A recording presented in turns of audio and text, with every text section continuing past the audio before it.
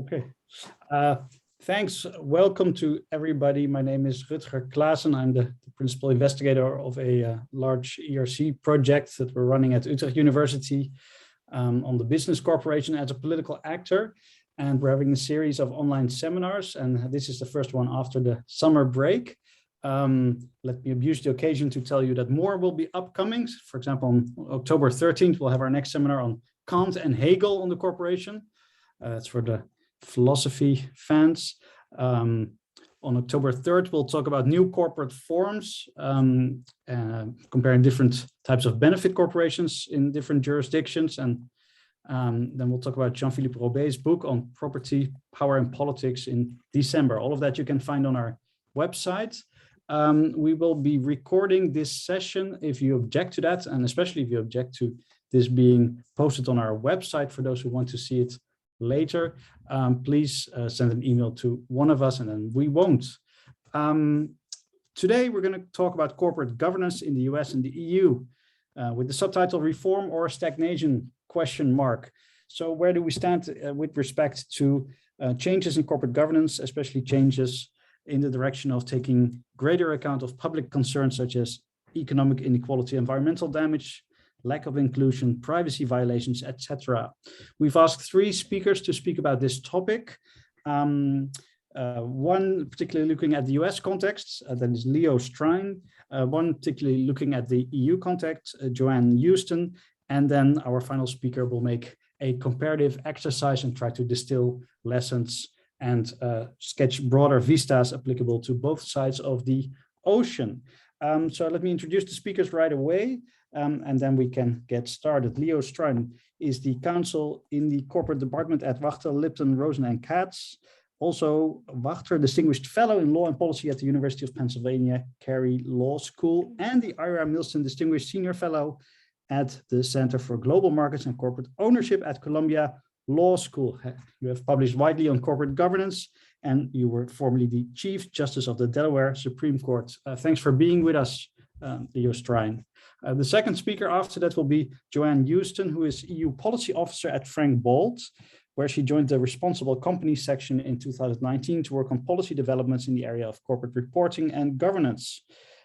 She's now in charge of stakeholder relations and is currently supporting the work for the Alliance for Corporate Transparency, where she contributes to the development of the project's advocacy strategy. Thanks for being with us. And finally, Jeroen Veldman will be speaking. He is visiting professor at the Interdisciplinary Institute for Innovation at Mines Paris Tech and honorary senior research fellow at Cass Business School.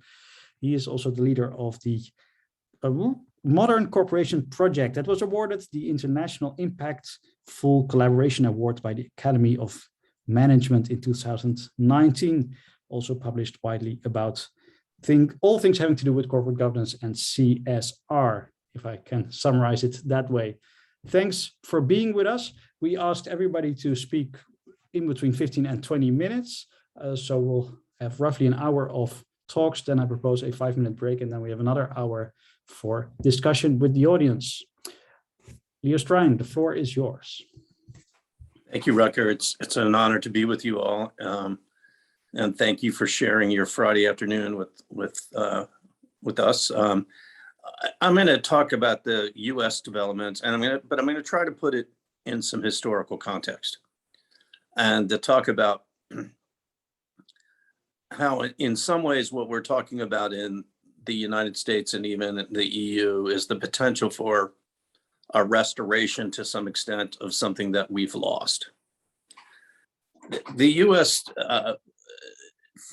Really since at least 1980, has largely been characterized in corporate governance by a movement towards managing to the market. It was a combination of efforts within corporate law and scholarship itself to argue that companies needed more discipline from stockholders, to change rules of corporate governance to expose boards of directors more to the immediate sentiments of the market. A good example of that is in the US, it's allowed to have something called a classified board, where a third of the board will come up every year rather than the entire board. The idea being that if you wish to really change the board majority, there should be a durable majority over a couple of years. Stockholders have used their influence over corporate governance to make those provisions go away. We have subjected director and executive compensation, much more to the direct market through say on pay. It's not coincidental, is that the growth of huge institutional investors. I often fool audiences by asking them what companies are most American stockholders of, and they'll say things like Alphabet, Google, Walmart. That's not true. It's BlackRock, it's Vanguard, it's State Street. Most Americans are forced to save for their retirement now, especially if you're a younger person. You're unlikely to get a defined benefit pension plan where you're guaranteed a certain amount of income depending on your years of experience and work. You're much more likely to have to put aside money yourself and maybe get a little bit from your employer and give it over to these mutual funds. So over the last 40 years, the power of the stock market over companies has grown enormously.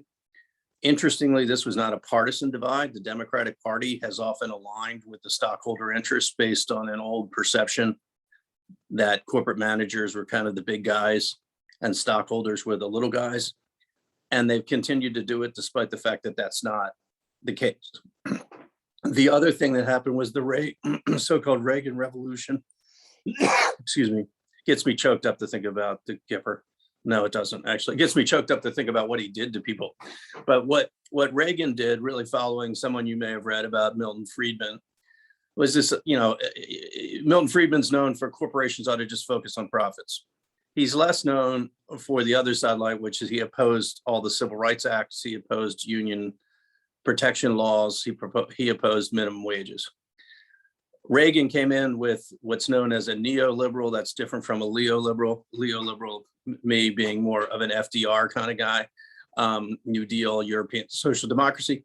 But he came in was more what was impressed, if you've seen these things through the IMF, impressed on companies, which is to squeeze, essentially reduce the protections for people, squeeze labor unions. Those of you who are familiar with the UK, a lot of elements of what Margaret Thatcher would have done. So there was a real diminution in stakeholder protection during this time, and particularly for workers. So if you think about two arrows, and they're going in different directions, it explains a lot about where we are in the US right now.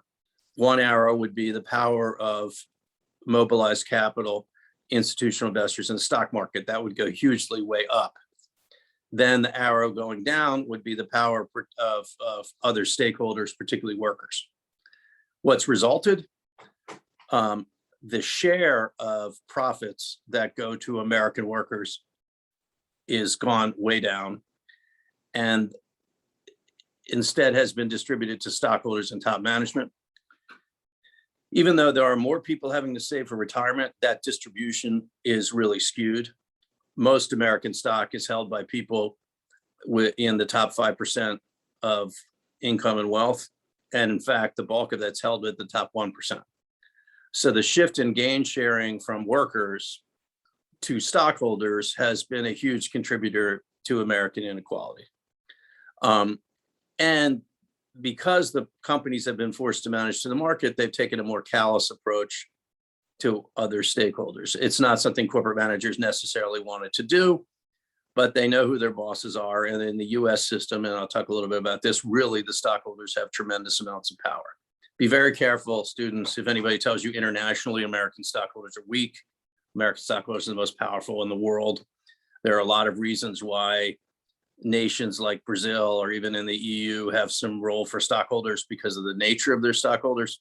Our stockholders are independent, they're aggressive, and they demanded more of the profits, and it did not matter if it squeezed communities or workers.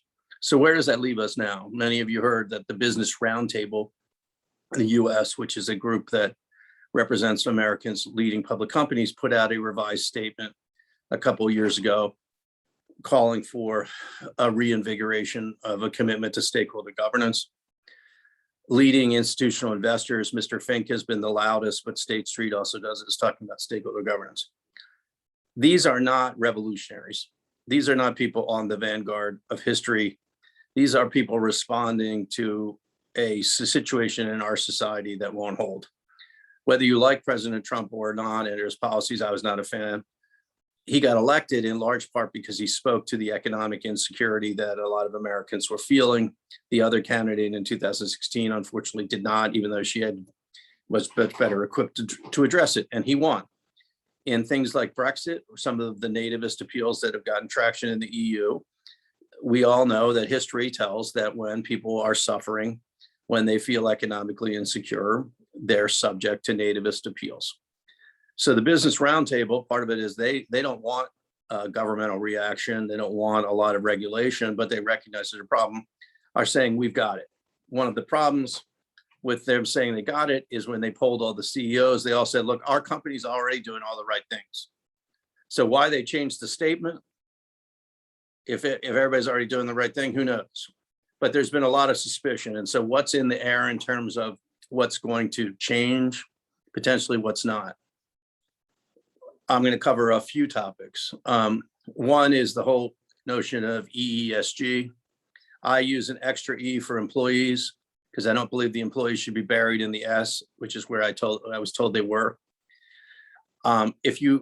It's historically interesting to focus on that ESG. It was the term was come up with by a good person, but the reality is the institutions liked it because they don't really care much about workers, and so it was a subordinate concern. And a lot of what has been pushed as ESG through the institutions has been sort of their reaction to playing the market game. Climate, to the extent they focused on diversity, it was really about women until the year of George Floyd and the pandemic. It took them, they didn't focus on race, even though nothing got better or worse about race in 2020, but it wasn't popular until then. And they've never really focused on living wage, worker rights, or anything. But there's a discussion now in the US about where we go with the ESG and with disclosure.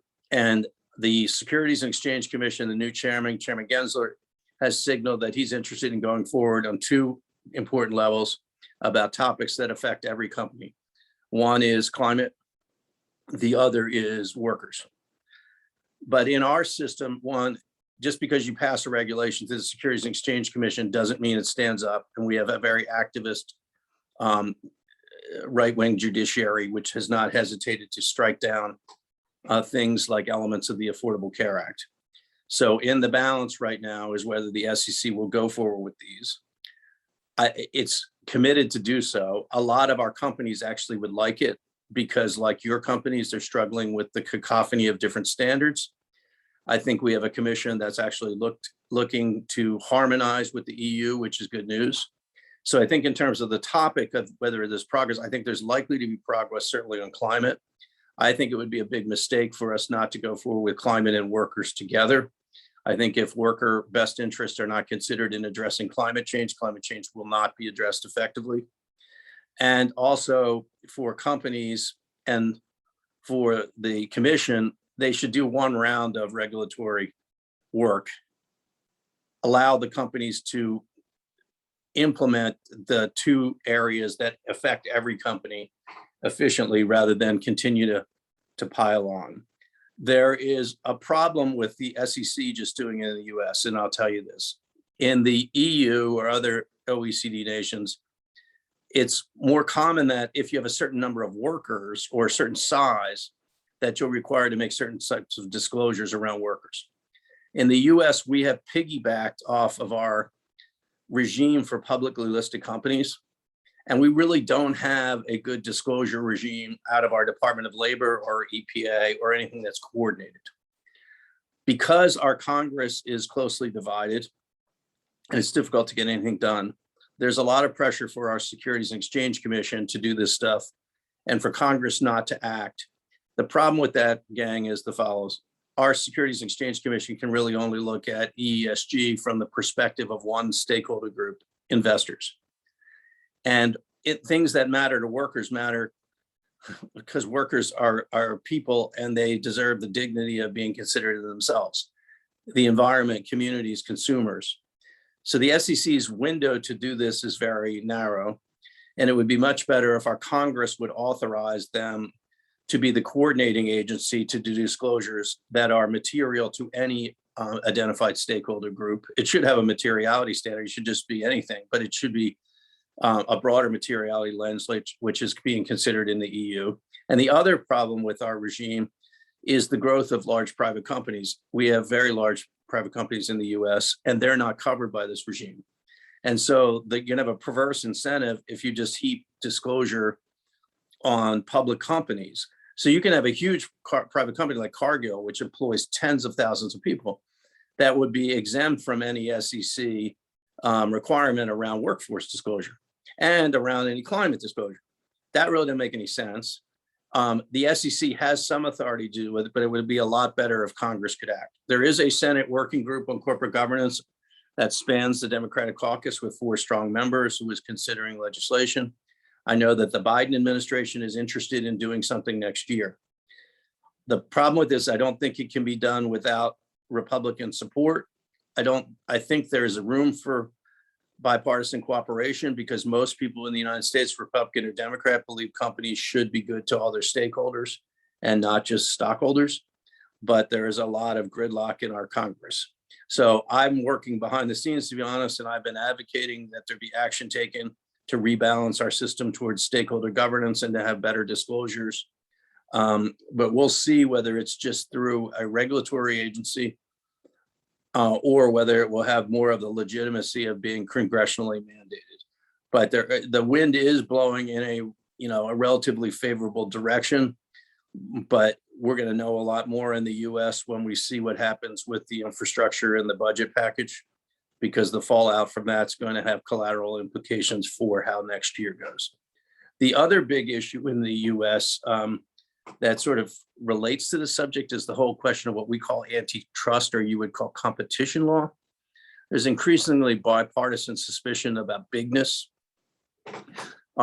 especially related to the technology companies and their role in our lives. And so you see much greater interest in both parties in scrutinizing mergers and other things. It's interesting, it's not a protectionist thing. We saw, unfortunately, during the Trump administration, something we'd never seen in the US before, which was regulatory stuff used in a sort of political or protectionist way. I didn't support the Bush administration or the Reagan administration, but we've never used antitrust that way, or we've never used a defense thing. It was always a good faith belief about the policy. Trump was different. We're back to the good faith belief in the policy, but really there's a shared, I think, belief on both sides that there needs to be more scrutiny of concentrated economic power.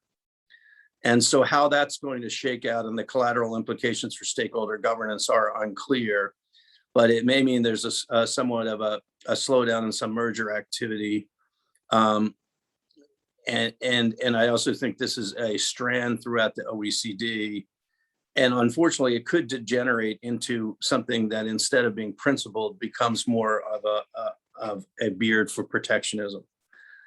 On corporate purpose, there's a fascinating movement going on in the US, and it's actually starting to go international, called the benefit corporation movement. This is a weird name, and I know the founders, they're friends, they're good people, but it sounds a bit like it's a charity. It's actually not. It's a form of a for-public corporation in which the board and the company has a shall duty to respect the best interests of stakeholders. It doesn't go as far as European co-determination by putting workers or other stakeholders on boards, but it does say that in the event of a sale, for example, there's a famous case in Delaware involving Revlon that says that if you're selling a public company, you basically have to take the highest price from any reputable bidder, and you can't prefer a bidder just because one will be better to the stakeholders. Under this benefit corporation model, you cannot do that. If the bidders are not going to respect the stakeholders, you can't accept the bid. The duty to stakeholders persists in the sale, and there's the ability to bring an action for an injunction or declaratory judgment to enforce the commitment to stakeholders. Now, it's a conservative model because stockholders remain the only folks with voting rights. But if you think of socially responsible funds or other kinds of stockholders who may be a commitment, if you have emerging ESG funds, it puts some power behind the idea of stakeholder governance that we haven't seen in the US. It is not a may duty towards stockholders. It's not just a board discretion, it's actually shall duty. We've had several of these companies go public within the last year at favorable pricing. This model is very attractive to younger entrepreneurs who want to do things the right way. Some of you may be familiar. I believe actually Amsterdam has an Allbirds store. Anybody heard of Allbirds? No? Shoes? They make shoes from, wow, I'm going to devastate Joey Zwilliger, the CEO. They were opening a store and they make all their, what? I got 2 pairs of them. Yeah, no, they're really, and a lot of healthcare workers have liked them during the pandemic and they gave them away for, they're made from wool, all natural products. They're all carbon neutral shoes, but they're going public as a benefit corporation. So there's a consideration going on right now at a policy level. There's been proposals to mandate that every public corporation or every big corporation, because I focus on big corporations, not just public ones, should become basically a benefit corporation under state law. I'm not sure we'll get all that way there. I've actually written with Jaap Winter and Colin Mayer about this. But I think there's a serious interest on the part of the Biden administration and people in Congress of providing incentives for these sorts of things so that there might be procurement, like if you're contracting with the government and you're a benefit corporation and you're actually verified, there's that whole issue of verification, that you'll have an advantage in procurement. I think there's increasingly an interest in corporate management in this. And the big three, because of their talk about sustainability, are really not in a position to oppose it, and they've actually supported and voted for conversions of these things into this model. So that is actually a model. One of the things I've been talking record with people about is American corporate law scholars. They like to go to conferences in the Netherlands, you know, and walk along the canals, and they like to go to Italy and eat the carbonara. But they tend, when they write about corporate governance, like my friend Lucian, to just forget that there's a world outside the US. And there's a lot of right now talk in the US, oh my gosh, it's socialism to go to stakeholder governance, or how are we going to do this, or it doesn't work anywhere. And some of us have to point out that really the US's intense focus on stockholder welfare to the exclusion of other stakeholders is actually an anomaly in the OECD nations. That by moving towards stakeholder governance, we're actually moving towards, I mean, there have been these terrible economies like the Scandinavian and Germany economies, which have really weathered the pandemic so much more poorly than the US. And they make really crappy products like BMWs and all kinds of cars that Americans buy and watches. And so what I'm trying to point out to people is that really, in some ways, this move towards stakeholder governance brings the US a little bit more into alignment with our economic allies. And I use the word restoration. What are we all struggling with? And I'll stop with this. You've got to look at what President Biden is doing in the historical context of the New Deal and European social democracy. We all came to ground around certain values to defeat communism and fascism, and believe that a market economy needs to work for everybody. Things like living, like minimum wages, maximum hours, no child labor, protection for unions, expansion of healthcare, all became things we were proud of. For a while, there was EU hegemony, US hegemony. Then when globalization came, we started to arbitrage against each other on the worst dimensions. We allowed things like, what's the world's most famous Dutch rock band, class? Anybody know? Well, everybody in the Netherlands remembers that tragic Bloody Sunday that you had. U2 is a Dutch stichting to evade Irish taxes. We've allowed erosion, like the Channel Islands, like perversely, and ironically, of course, Ireland then becomes a tax haven. By the way, Delaware is not a tax haven. Read your facts. It's called the Panama Papers. You actually charge quite high taxes. But my point about restoration, if you look at what Biden is doing in terms of cooperating with the EU on eliminating tax havens, pushing infrastructure development, pushing a living wage, trying to reinvigorate union rights, trying to protect other stakeholders, and to reach out across borders. We're in a moment here of not of anything novel, but trying to get back to where we once belonged, Jojo, to quote the Beatles.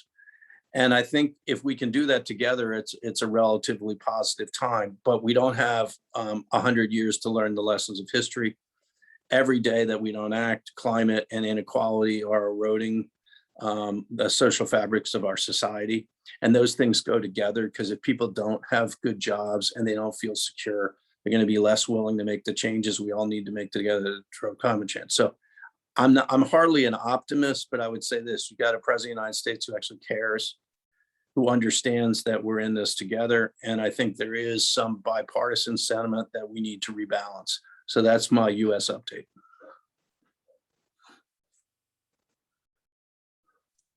Thanks, Leo. That's great. Good to hear. I imagine there will be lots of questions, but we're gonna have those have to wait for the second hour. Now we turn to Joanne. Take it away.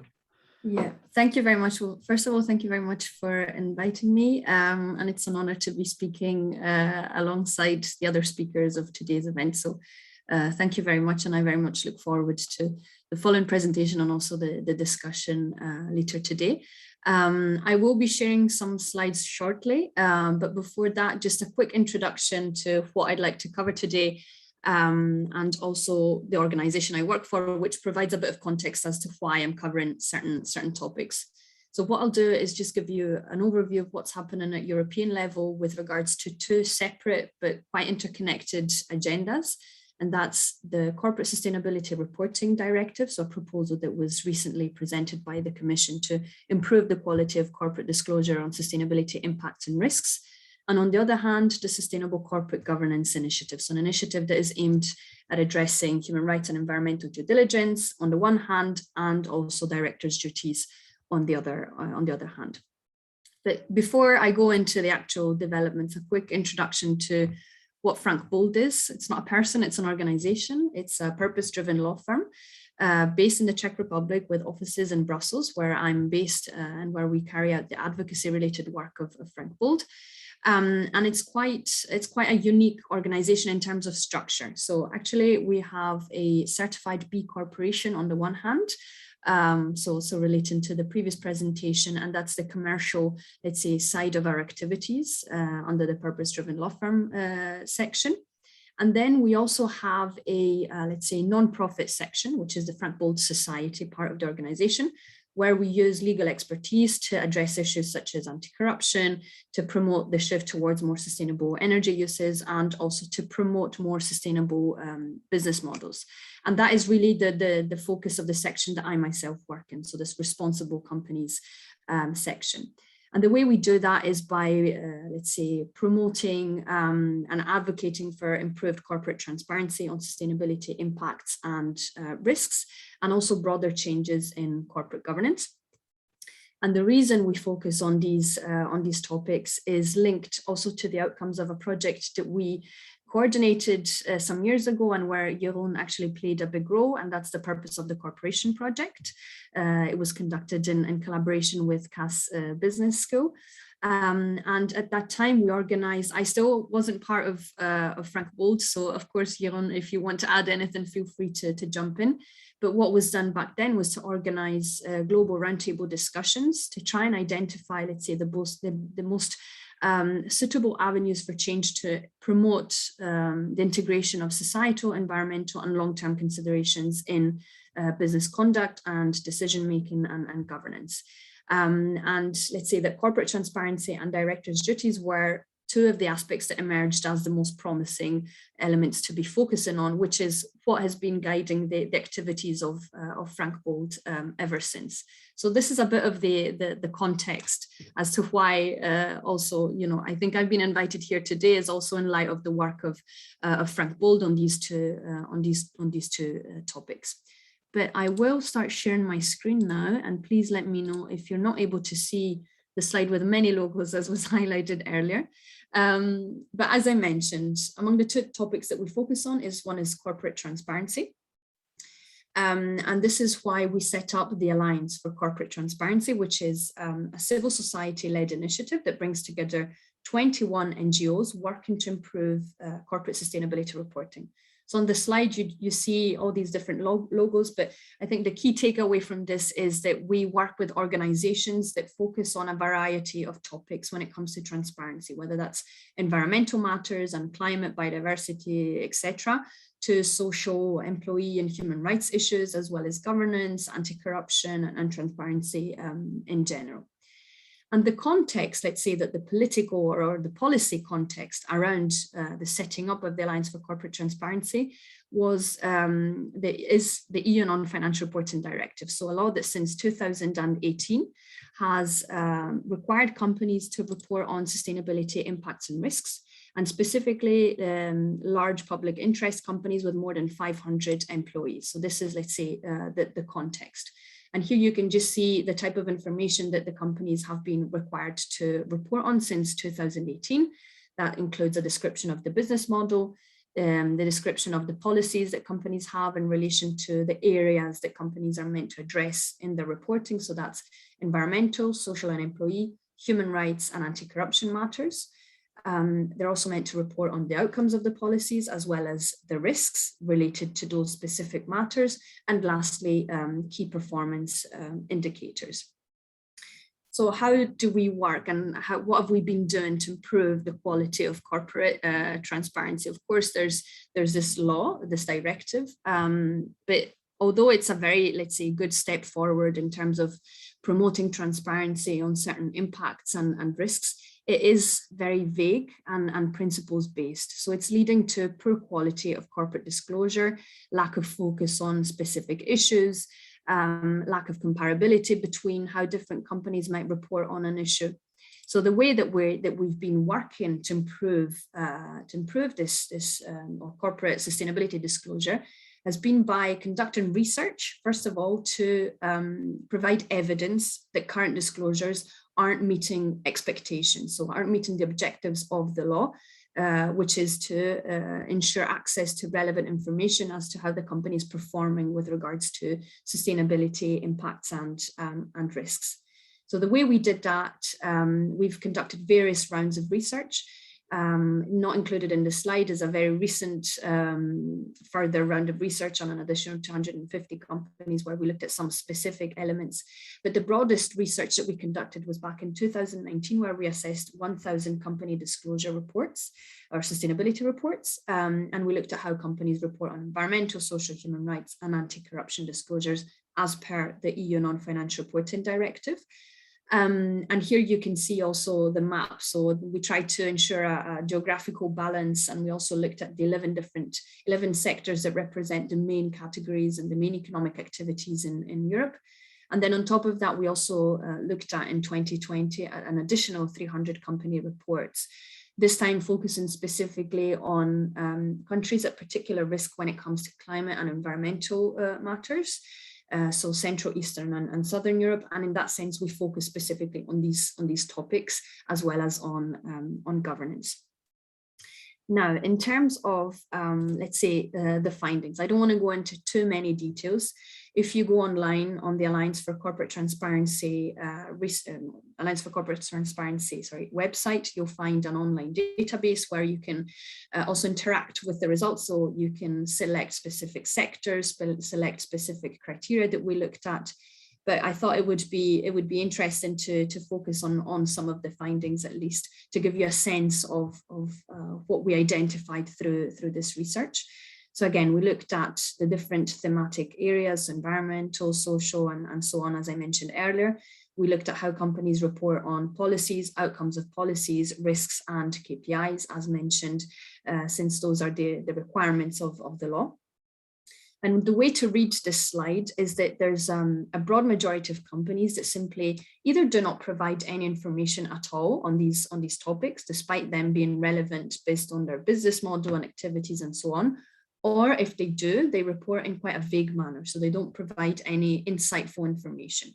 And these two colors are orange is for the companies that provide no information, and the light blue/gray is for the companies that were very vague in their disclosures. Whereas we have in dark blue the amount of companies that report specific information. So you can see that's only a minority of companies. Again, here the results focus on policies. If we were to look at outcomes of policies, risks, or key performance indicators, so that's the data and the metrics, we would find the same cross-cutting trend of most companies failing to provide any information at all, or providing, just general information, with actually numbers falling the more, let's say, the more specific criteria we looked at. So the policies, we already have relatively good results compared to the outcomes of policies, which is more specific, the risks and the KPIs. So again, this shows you that there's a lot of work to be done to ensure that corporate disclosure provides relevant insight and decision useful information in terms of what companies are doing to manage impacts and risks.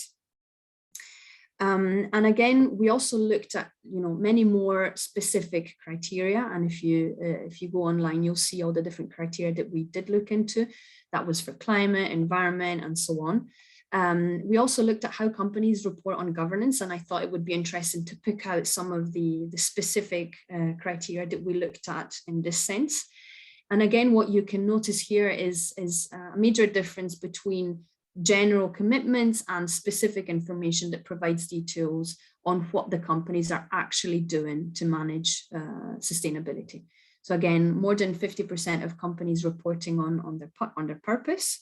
But then if you look at the amount of companies that report, for example, on how executive compensation is affected by performance against sustainability, or how sustainability matters are actually addressed by the board, or the decisions that result from that, is a lot lower, with only around 14% of companies. So this gives you a little bit of a sense of the research. Now, most of you probably already know, but we have good news, which is that the European Commission confirmed plans to reform the EU non-financial reporting directive. This was announced when the new Commission started working through the European Green Deal. And we like to believe that the research of the Alliance for Corporate Transparency, it's also the broadest study to date of this type, and was very much appreciated by the Commission and policymakers. So we like to think that it played a role in speeding up at least the process and the decision to reform the directive. And in April 2021, the Commission presented its proposal for a corporate sustainability reporting directive. So already you can see a difference from non-financial reporting, which kind of downplayed this type of information compared to financial reporting. And this time we're talking about corporate sustainability reporting directive, with, again, of course, the objective to improve the quality and comparability of disclosures, and also importantly includes a mandate for a technical standard setter to develop mandatory EU standards. As was mentioned earlier, right now there's so many reporting initiatives. You mentioned, I think, a cacophony of standards, Leo. So the objective with the development of mandatory standards at EU level is to address, let's say, the lack of clarity as to what companies need to be reporting on, developing specific methodologies, and identifying the key metrics that actually provide insightful or insights into what companies are doing to manage impacts and risks. Now, of course, there's many reasons why the reform is important. It's critical, of course, from an accountability perspective. And it's also one of the key instruments of the European Commission to achieve the goals of the European Green Deal, and also an action plan called the EU Sustainable Finance Action Plan, which plans to redirect, I think it's €500 billion towards sustainable investments. So of course, ensuring that companies provide relevant information is critical to ensure that investors can identify that, let's say, the most sustainable projects and activities to be able to redirect those capital flows and ultimately achieve the objectives of the Green Deal and the Sustainable Finance Action Plan, and ensure the promotion or the achievement, let's say, of climate neutrality and the objectives, the sustainable objectives of the EU. So again, many reasons why the directive is very important. But of course, reporting is one side of the coin. Of course, it allows for transparency on many different aspects, but it is just transparency. So it doesn't, let's say, require companies to perform certain activities or to set targets, etc., etc. It would just clarify what companies would need to report with regards to what they're doing in terms of sustainability. And this is why the Commission has also announced its intentions, let's say, to launch another legislative proposal, and that is the Sustainable Corporate Governance Initiative that I mentioned earlier, separate but very connected with the Corporate Sustainability Reporting Directive. And as you can see here, the objective is to address two, let's say, sides of the coin: human rights and environmental due diligence on the one hand, and directors' duties on the other hand. So that's board responsibilities in terms of sustainability oversight. Now, with this initiative, the Commission is currently assessing how to promote the integration of sustainability into business practice. It's finalizing its evaluation of the needs, the objectives, and the policy, let's say the best policy options in this sense. The proposal as such will come in October. So at the end of actually October, most likely, we'll see the proposal by the Commission. So as such, we don't know exactly what will be included in this initiative. But there are some elements that we do know, and that's, let's say, also the reactions of stakeholders externally. So I'd like to focus on that a little bit. And that is that stakeholders from different backgrounds seem to agree on the need for human rights and environmental due diligence. So there's been no backlash, let's say, on that side of the initiative. But when it comes to the director's obligation side of the initiative, different stakeholders seem to be concerned, which is also in part, linked to the lack of clarity and confusion around what is to come. So there's no specific idea as to what will come, which is creating a bit of concern with different business organizations, especially that have published statements against the initiative itself, claiming, for example, that it would be incompatible with national corporate governance codes. But again, the proposal as such still needs to be presented, so we don't know exactly what will be included. Now, at Frank Bold, based also on the work that we've conducted with Jeroen and many and different academics involved in the area, and working with other NGOs, we've developed some recommendations that address the concerns that have been raised by different stakeholders, and that we believe the Commission should focus on to ensure increased integration of sustainability at board level. And of course, as mentioned, addressing the concerns that have been raised so far. And the starting point behind the recommendations, and I'll go through the recommendations very shortly, and the recommendations, but we would expect these points to be at least partially covered in the upcoming initiative. But the starting point behind the recommendations is that currently legislation provides board members with wide discretion to take account of sustainability.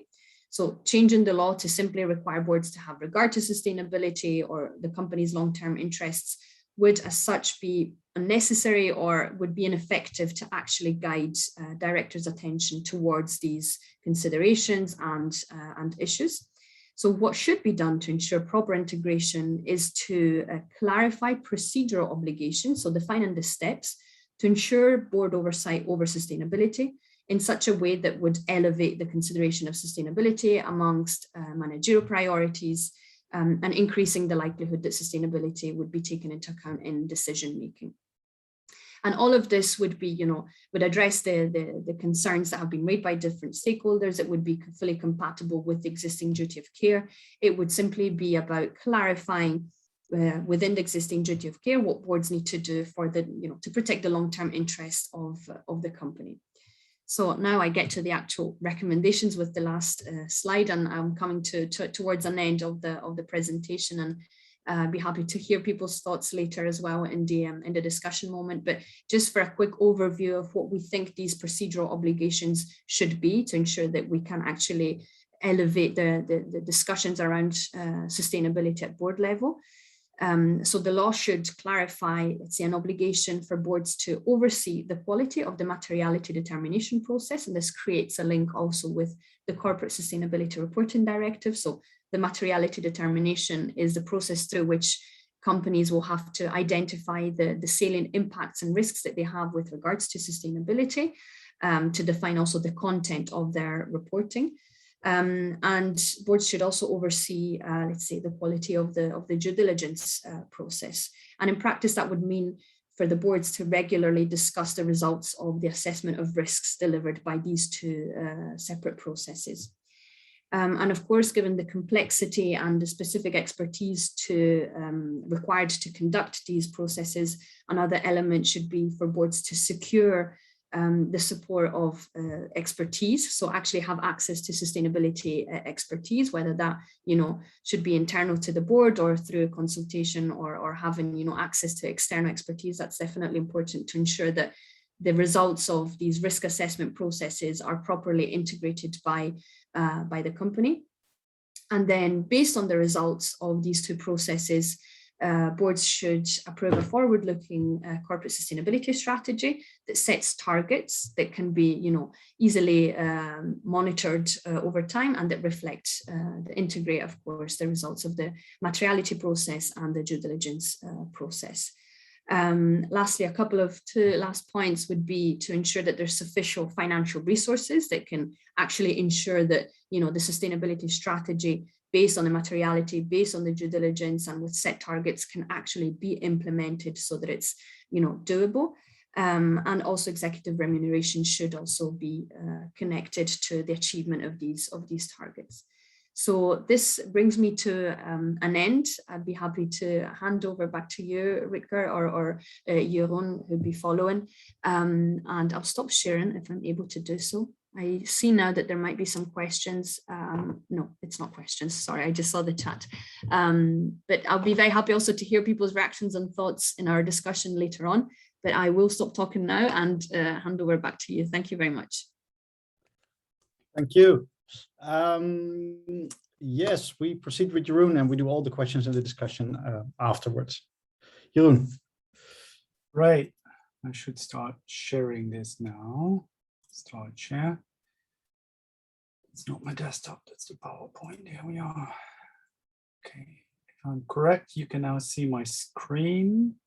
And I should make it full screen as well. Oh, and this is not the right slide. So I should be going back.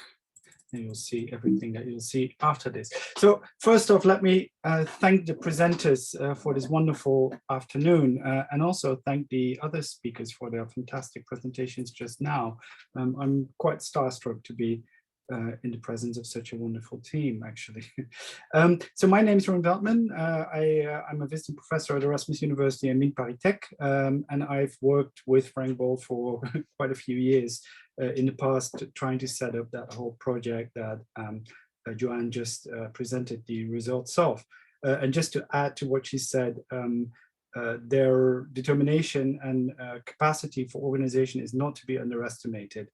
Frank Bold started out being part of the ECCJ, the European Coalition for Corporate Justice, and has very successfully organized the corporate governance engagement process for most of the NGOs in Brussels, culminating in the role that they have right now in the EFRAG. So it's a pleasure. It's always a pleasure to see the immense drive and determination, but also the results that they've managed to achieve. So with that, I'll turn to my own presentation. So the context of what we're speaking about is obviously systemic risks, right? So the immediate drive and sense of urgency that most people feel right now in relation to corporate governance is related to a series of different systemic risks. We are obviously in one crisis, but we will be moving upward towards climate change and biodiversity collapse. And as you can see, we've got only 11 years left. Only that was 2 years ago. So that leaves us with 9 years according to the UN. And if you read the IPCC reports, you might have less time to turn around the system as we know it. So that sense of urgency has started to reverberate in the corporate governance field quite dramatically in the last decade. And what you can see is that even as late as the 1970s, Friedman was still speaking about social responsibility of businesses to increase its profits, full stop. And the Business Roundtable in 1997 would still say that the principal objective of a business enterprise is to generate economic returns to its owners. And the notion that the board must somehow balance the interests of stockholders against the interests of other stakeholders fundamentally misconstrues the role of directors.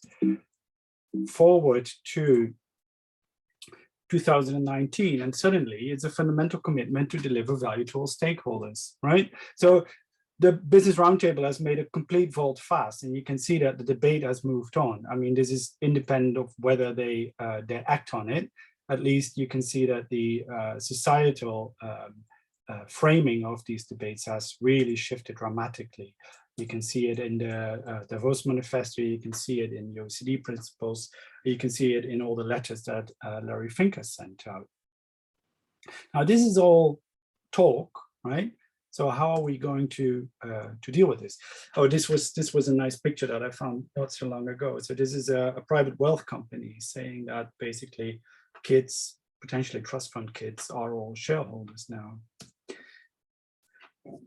So what I think I discern is a sort of a conceptual divergence between what is usually done in the EU and what's usually done in the US. And to an extent, I think that also comes through in the presentations that we've seen today.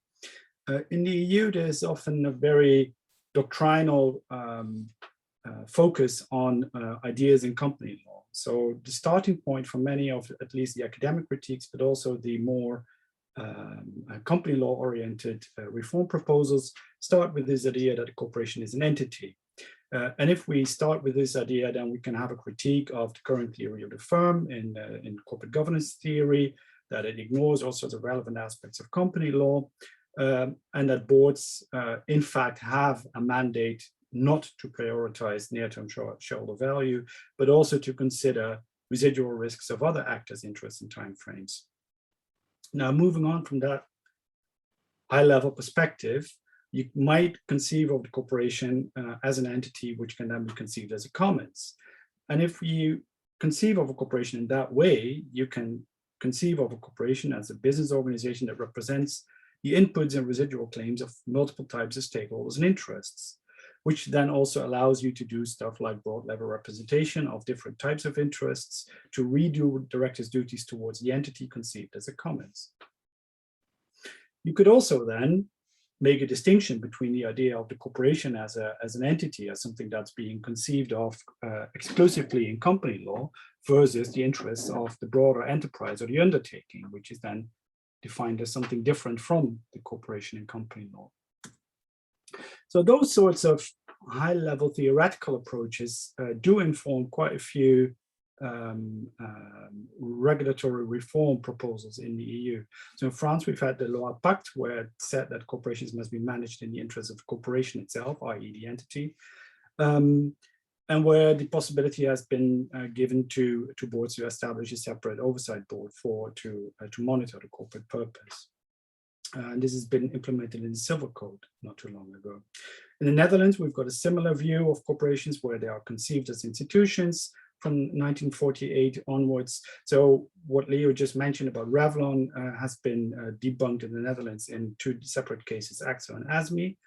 We've got an institution called the Enterprise Chamber, which is allowed to intervene in company affairs. And there's been proposals fielded to allow claims by external stakeholders, i.e. non-shareholders or board members, to also be able to field claims with that enterprise chamber.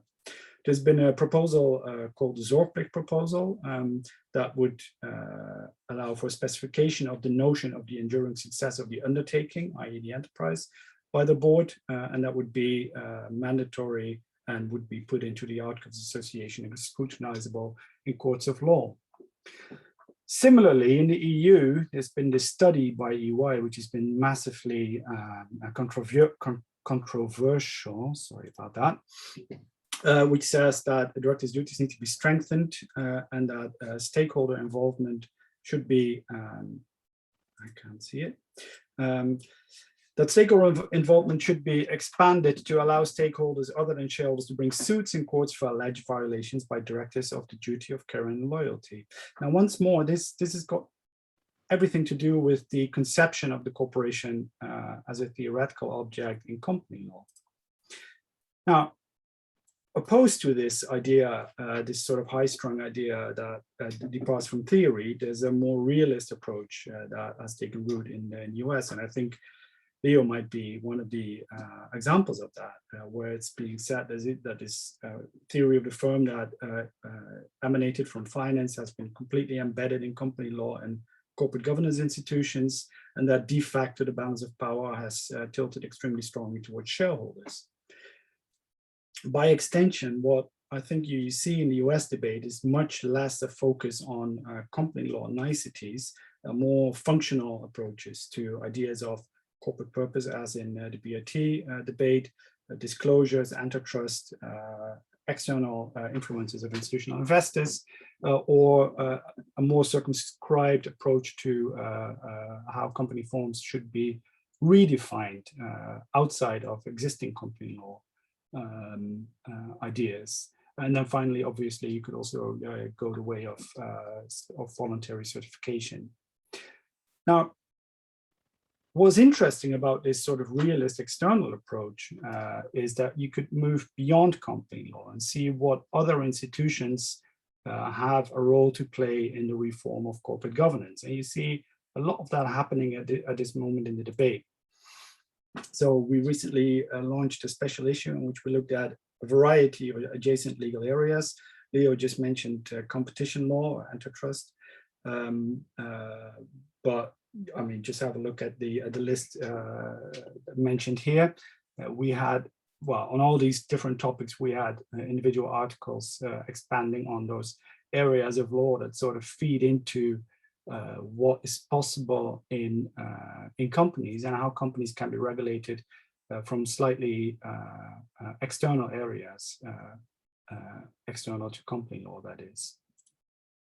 In the reporting debate, and to my mind, and this is also one of the reasons why I like the work of the Alliance for Corporate Transparency, this is potentially key to what is possible in this whole reform area, because you manage what you measure, right? You need data to assess, monitor, and provide assurance with regard to all these costs, risks, and opportunities.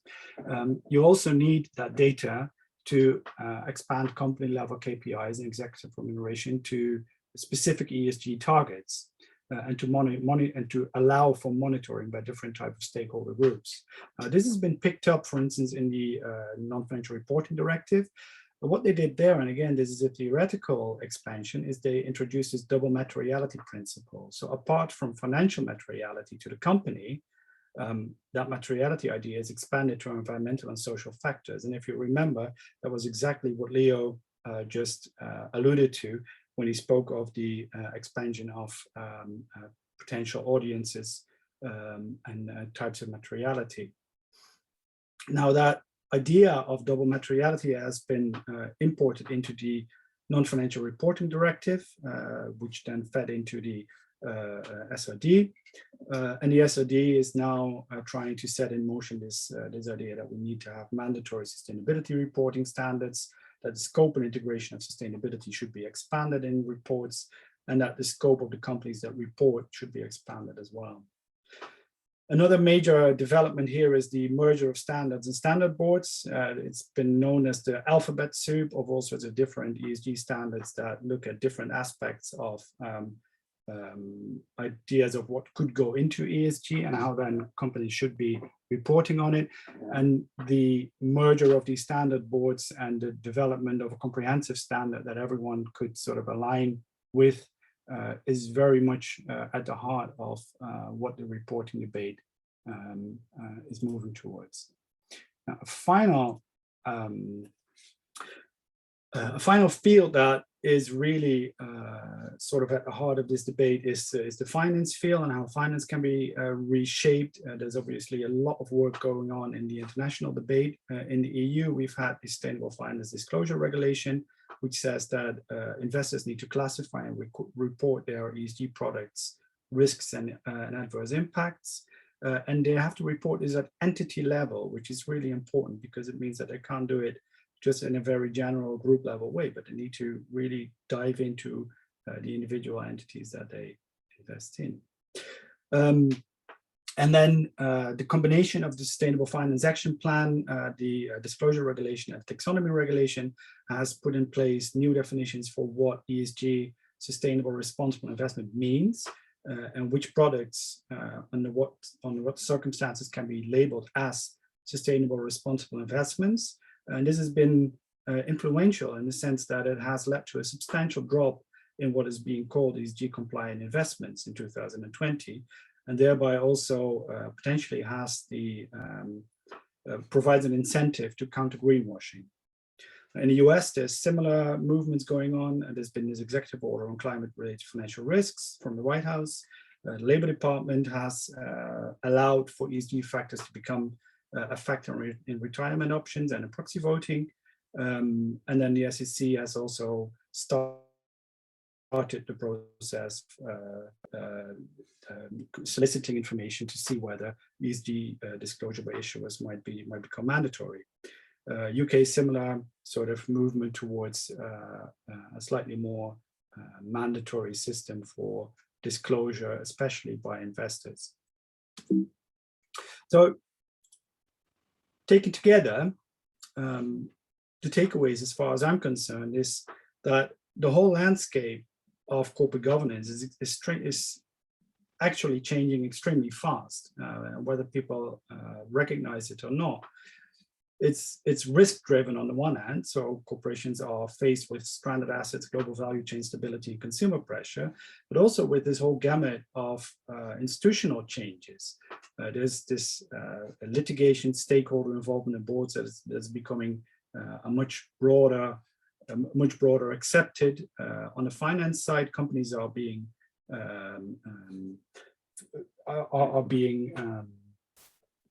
met with all these sorts of at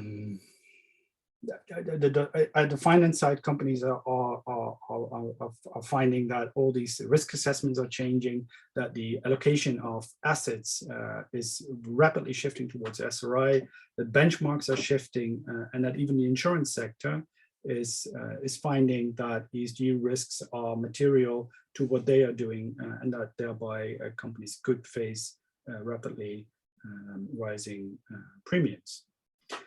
In reporting, they find that new audiences and timeframes are becoming relevant from a standard setup perspective. So double materiality is becoming much more accepted.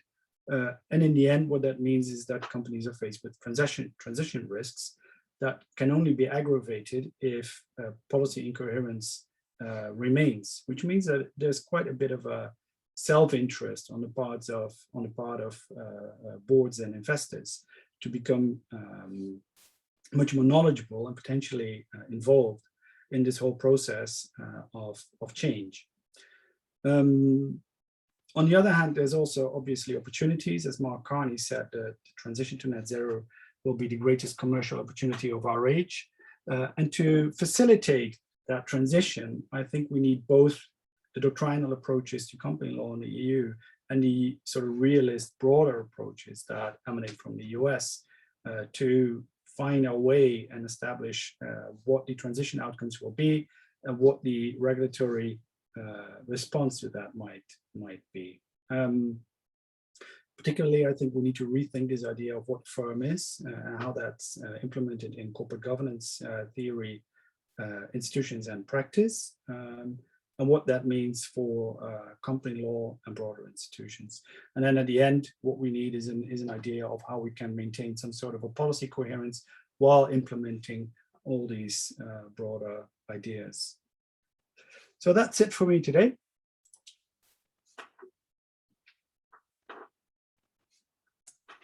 Thank you, Jeroen, for this very comprehensive overview. Thanks to all the speakers for their enlightening introductions. I propose we take a 5-minute break, okay? And then we reconvene 13 past 4, at least here. Past something, somewhere around the world. See you in a moment.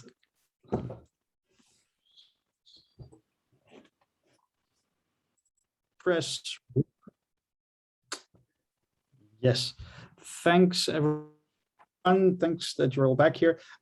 Maybe as a kickoff question, and after that, I will try to keep my mouth shut and just be chairing. But maybe as a kickoff, I would like to invite Leo and Joanne to briefly reflect on whether they recognize Jeroen's diagnosis that there is this marked difference in approach between a more doctrinal EU approach and a more realist American approach. So maybe Leo first. Sure. Actually, I thought that presentation was a perfect way of sort of bringing together the strands. I would actually say the following, that I think the better US approach right now is realist. But one of the things that in the short period of time, I didn't really get to focus on, but I think we need to come to grips with is institutional investor power. Mm. And the reality is there is still too much obsession in the US just about the companies that make real products and deliver real services, and not recognizing that they are under the influence of these institutions.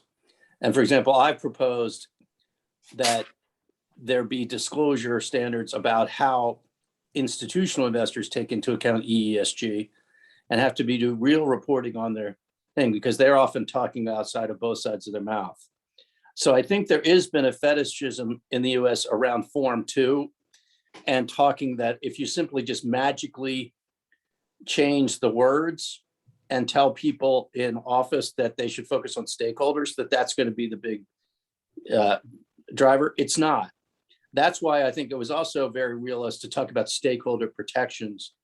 Like if we still had stronger labor laws in the US and a stronger minimum wage, that would have an effect, right, on gain sharing, because that sets a floor on competition. If you have stronger environmental laws, right, it's harder to arbitrage against them. But one of the unique things that you need to understand about the US that is that corporations are involved in, and Milton Friedman, there was a guy named Lewis Powell who wrote a memo to the that really has to be considered in context with Friedman in the early 70s, arguing that business should go to war on the New Deal state and all those stakeholder protections. And they really have. And so one of the things that's being watched right now is until you constrain corporate political spending, it's not clear that the external protections for stakeholders are going to be reinvigorated. And that's part of why there's these pressures within corporate law now and within company law in the US to make companies more responsive. Because the reality is Friedman played a double game. He would argue that leave these other things to society. But then when you look at what he believed in, he didn't believe in any of the things that protected all these other stakeholders. Mm. And so you see the Biden administration moving on two fronts right now within corporate governance and to reinvigorate the New Deal protections.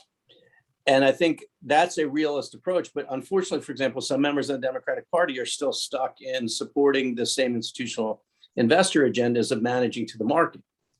And one of the things I said to you guys have read about the little engine that could, Engine One. Mm.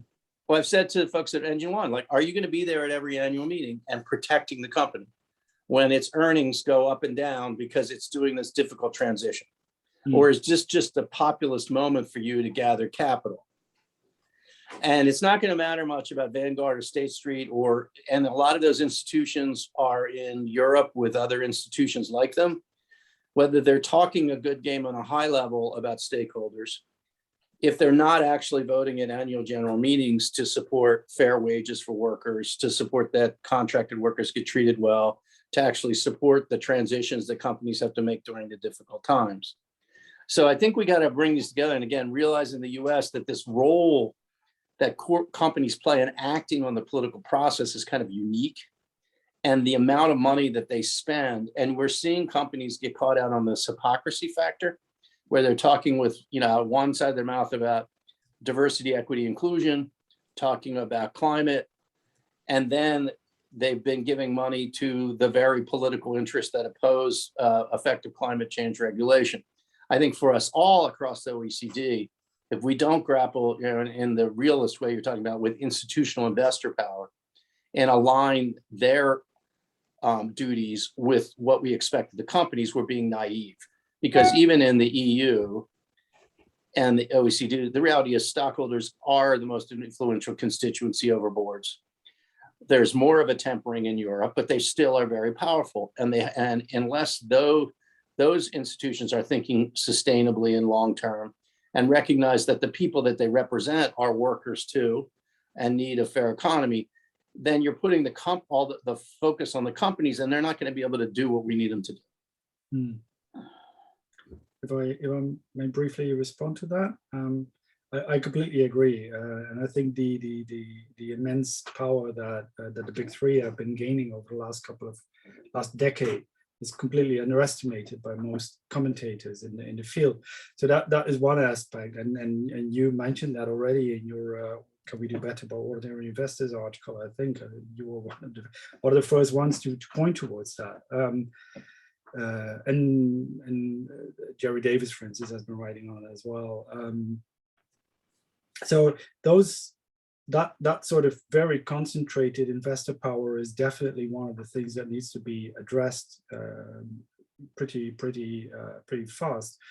Another thing is that I mean, in the case of Engine One, they just piggyback on the power of the passive investors, which is another aspect that is pretty frightening, if you ask me, because it basically means that the passive investors stay behind the scenes and they use an activist investor to come forward, but obviously there's absolutely no control on what agenda is being pushed there in the end, as you rightfully said.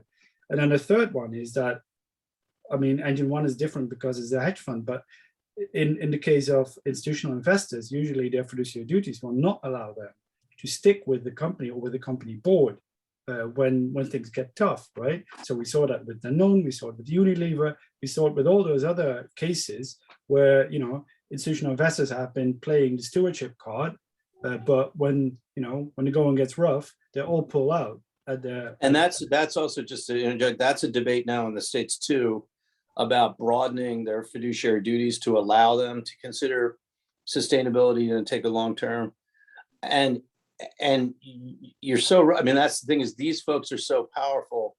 And I'll tell you another one, and the thing about this is we have companies now, if you just have all this climate stuff playing out with the public companies, there's the capacity for a lot of these carbon producing businesses, which have high cash flows, to simply go private and escape the hoo-ha, which I call it's American word for a lot of just argy-bargy, and to go private, and then you really haven't addressed the climate issue, you know. And so it's well, I guess what I'm saying, Aaron, is a realist approach means you have to take in all elements of the economic power, and to make sure you're covering public and private power, not just the operating companies, but the institutions, and trying to align everything towards the right goals. Because I think you can argue that I've been arguing for the index funds to step up. So I'm actually glad of that, because I think they're more aligned with workers, right? When you think about that, they invest in the whole economy, they hold long term, but they really do have to apply those principles of thinking in a consistent way, or the companies simply get whipsawed. One minute they're being yelled at over short-term profits, the next minute something goes wrong in ESG, and then the institutions just kind of go forward, keep taking all of our money. Because I think in the EU, isn't it true? I mean, a lot of workers are now increasingly having to save for retirement in the same kind of ways, and give these same institutions more money. So they're not going to get smaller. Okay, thanks. Let's leave it at this. I want to go to Joanne, who hasn't had the chance to respond yet. Joanne just mentioned in the chat that she's having connection issues. Yeah, she just. Yeah, we were trying to paper that over quietly, but then you took away our elegant approach. Okay. Who wants to ask a question to the speakers who are there? There's one question by Hans Grip now in the chat. Maybe you want to say something about that, Hans? Well, thank you all for these presentations, nice presentations. Perhaps I differ with Leo Strijn. I'm not sure whether U2 is the most famous Dutch pop band. I think it's Rolling Stones. Incorporated in Amsterdam. I'll give you that one. I would say they're the most, Bono may be the most hypocritical though. Since I don't think Mick and Keith tell us quite how to spend our money and live quite like Bono does. Yes. So, but I didn't know that, Hans. That's cool. Yeah. That's So it's nice to see you again, because you were, I think 10 years ago or so, you lectured at Tilburg University. I'm from Tilburg University, so that was nice. But I've one question in the chat. How sits the UK in this whole debate between, let's say, stakeholder and shareholder optimization? And the other question would be, let's say, the influence. You were talking about corporate law, corporate legal theory. How about this principal agent theory? Hasn't that been a real driver for really focusing on the shareholder interest? I'll take the latter. Sure, it has. I think it's been taken out of context, and basically by most of its advocates ignore the real world, and they ignore the 19th century and the fact that foggy London. Has anybody gone to London and said, "Where's the fog?" You know why it went away? Because it was pollution. You know, there was no great world of laissez-faire where everybody was treated well and all that. So I think, and the other thing I think they've ignored, Hans, is that there's as much a principal agent problem between the end user, diversified investor or pensioner, and these institutions as there is the companies. And that in many ways, the people who run real companies have a more authentic connection to communities and society than others. So I think if they were going to take their own logic, and I've been jousting with my friend Lucian Bebchuk for almost a quarter century now about this, they have to apply their own thinking to these institutions that are fiduciaries and make them align.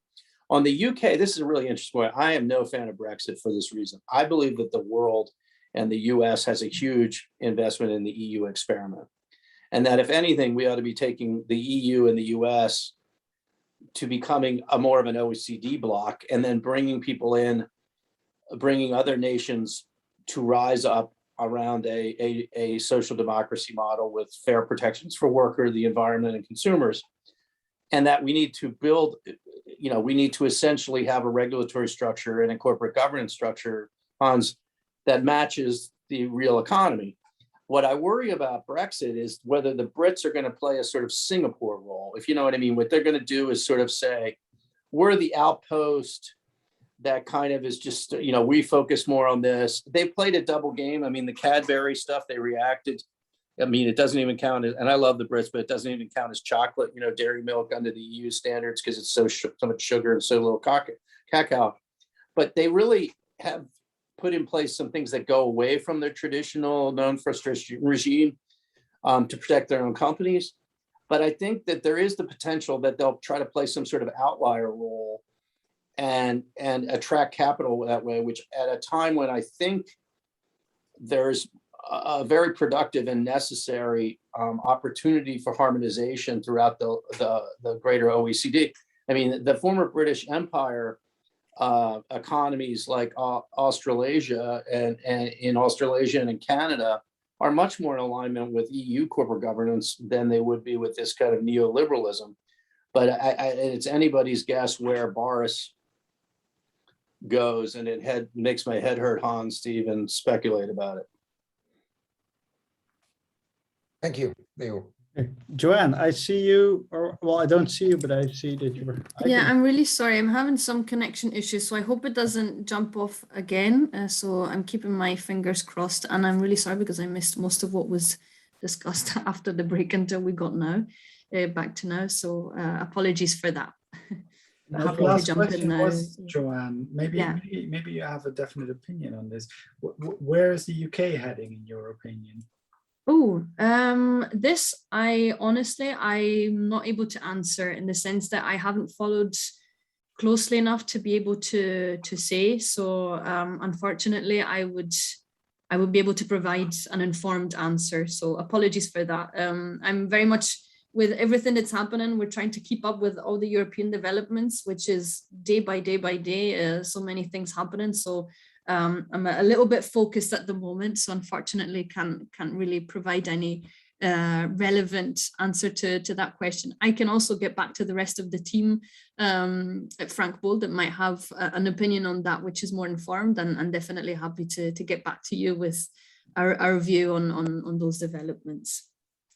Okay, Joanne, so after the break, I asked Leo as well, do you recognize the distinction that Jeroen was making in his talk about the US taking a more realist approach and the EU taking a more doctrinal approach around the corporation as an entity?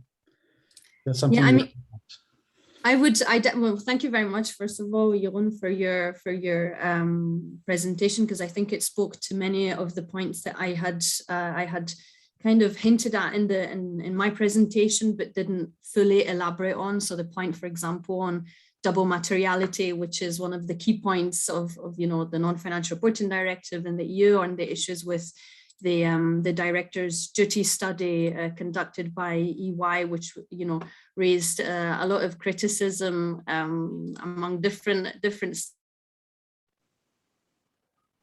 Stakeholders is what you wanted to say. Frozen again. Okay, we go to a next question. Who wants to ask a next question? You can raise your virtual hand, or I see Nina, for example, raising a real hand. Yes, please take the floor. Yeah, I was just going to raise a virtual hand, but that's not necessary then. I wanted to ask, because I think most of the things that were said apply mostly to the very large corporations. But what is the role of the a little bit smaller companies, and are they even, do they play an important role, or is it mostly the big companies, in your opinion, that we should, that the corporate governance should address? And do the new initiatives, for instance, in the EU also address smaller companies or only the big ones? Yes, thanks. It's not really a question to anyone specifically. This is Leo. I would just say, in the US, and like I said, we need to cover the private companies. And the way I think about it, I've actually proposed that we cover companies that essentially have more than $1 billion in turnover, on the idea that those are companies that could otherwise be public companies. And that sort of size probably makes them socially meaningful. I would start there in terms of corporate governance. I think there are obviously labor and environmental and other laws that apply to smaller companies, right, that apply regardless of size. And so I wouldn't want to dilute those. I actually want to strengthen them. But I think in the US, at least, focusing on companies of a certain size, regardless of whether they're public or private, and I think this would be good throughout the OECD, may have more effect than you think on small and medium-sized companies for this reason. What I'm seeing in mergers and acquisition activity and other sorts of things is people asking questions about smaller and medium-sized companies about their practices. Because when you bring them in, Nina, if you buy them, you then buy them into your metrics. So I think actually doing this well, and like I very much agree with the EU in trying to harmonize these standards and to end the multiple standards. I'm hoping in the US we'll do the same. If we can have harmonious good standards that apply everywhere and then work to improve them and have them apply to larger companies that really affect society, I think you're going to see that have an important downstream effect on emerging companies. And so I think that may be the balance. But to your point, it does influence them, because for example, there was a company that I saw that people were buying in an engineering company, and it was largely white male Asian engineers. And they thought about it because of the effect on DEI. And one of the things they identified was that they were going to have to diversify and find women engineers and others, and they were going to have to take the hit to their own metrics the next year when they reported. So I think these things are having more downstream effect. And I think for emerging companies that want to go public, and you see this with private equity firms, Nina, even though they're not public, because their exit is often to the public markets, they're starting to implement these kind of ESG standards with their non-public subsidiary operating companies, so that if they go public, they'll meet the expectancy of the market. Yeah, I very much align with that. So the policy coherence is one thing. But larger companies tend to be easier to target on the one hand for regulation, but at the same time, as Leo mentioned, the downstream effect of having a policy successfully implemented and tested in the environment of larger companies is not to be underestimated. So, for instance, non-financial reporting has been quite a journey to accomplish in some sort of detailed form.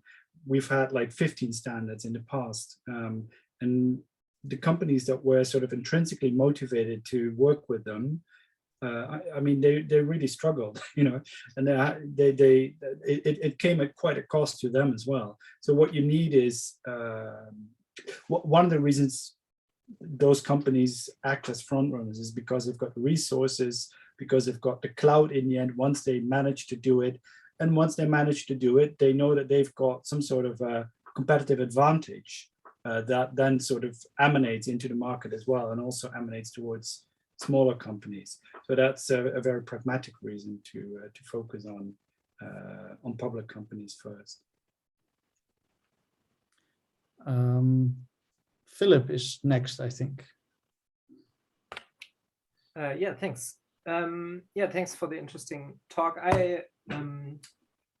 My question would be, who exactly is it that, who do you see as the main, the main parties pushing these kinds of developments?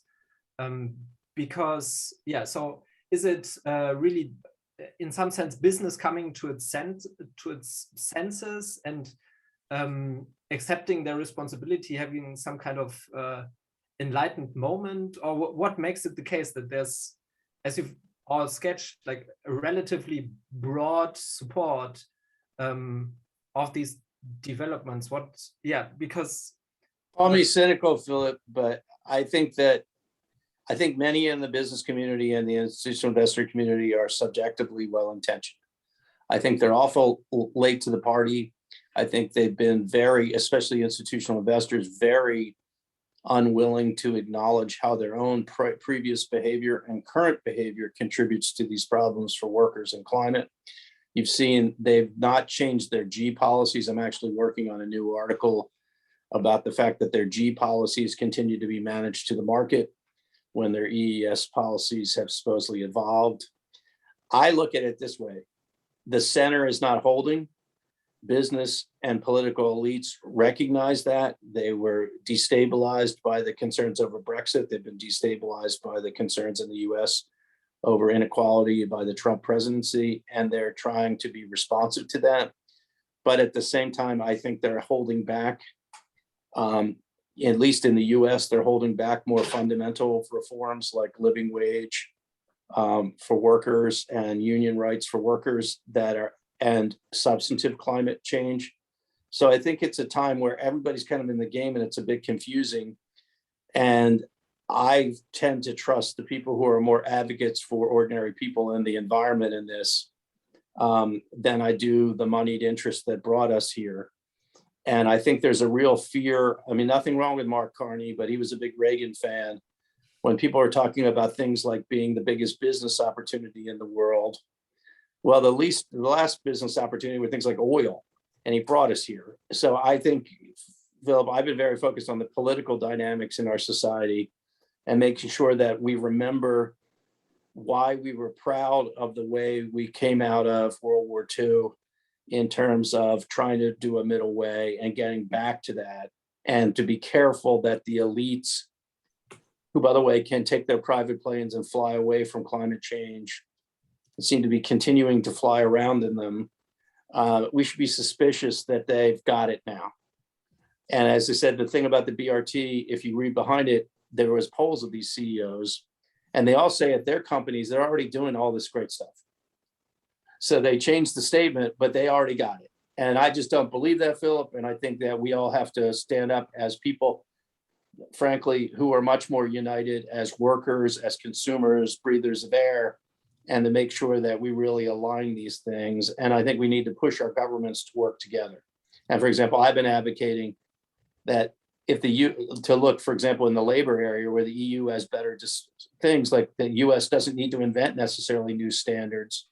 if we can pick up on the EU standards, and many American companies are probably reporting on their European operations already. Let's learn from each other and start addressing it like we're fellow people who live on Earth. But I'm suspicious that the haves and the Davos crowd are, this is just the latest thing for them. And as Rune's slides point out, we don't have the time to relive the wreckage of the 19th century. We got to really act fast.